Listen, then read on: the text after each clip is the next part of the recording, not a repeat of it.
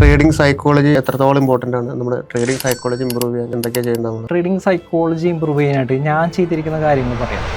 ഞാൻ over trading situation ഒഴിവാക്കാനായിട്ട് ഒരു ദിവസം ഫിക്സഡ് ട്രേഡാക്കി. ഞാൻ ഓപ്ഷൻ ബൈ ചെയ്യുമ്പോൾ ഒരു ദിവസത്തിൽ 3 ട്രേഡിലും കൂടുതൽ ചെയ്യില്ല. ഇപ്പോൾ 3 ട്രേഡ് ലോസ് ആണെങ്കിൽ ഞാൻ അന്ന് നിർത്തി. അപ്പോൾ എന്താ, ഒരു ദിവസം വരാവുന്ന ഒരു ഡ്രോ ഡൗൺ മാക്സിമം നമ്മളവിടെ ഫിക്സ് ചെയ്തു.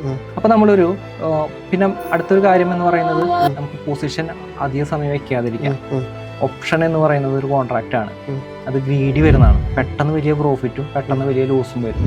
നമുക്ക് എപ്പോഴാണ് ഒരു ഇമോഷണലി ബാലൻസ് തെറ്റുന്നത്? എപ്പോഴാണെങ്കിൽ നമുക്കൊരു പരിധിയുടെ അപ്പുറത്തൊരു പ്രോഫിറ്റ് വരുമ്പോൾ, അതായത് ഒരു പരിധിയുടെ അപ്പുറത്ത് ലോസ് വരുമ്പോൾ നമ്മൾ ഇമോഷണലി ബാലൻസ് തെറ്റും. പിന്നെ നമ്മുടെ ബ്രെയിൻ അല്ലാതെ വർക്ക് ചെയ്യാം. അപ്പം അതുകൊണ്ടാണ് ഹ്യൂജ് പ്രോഫിറ്റ് വന്നവർക്ക് ആ ഒരു പ്രോഫിറ്റ് മിസ്സാകുന്നത്. അവിടെ ബ്രെയിൻ വർക്ക് ചെയ്യുന്നില്ല, ഇമോഷൻ അവിടെ വർക്ക് ചെയ്യും. അപ്പോൾ നമ്മളവിടെ ഇമോഷൻ വർക്ക് ചെയ്യാനായിട്ട് ഞാൻ ഒരിക്കലും അനുവദിക്കില്ല.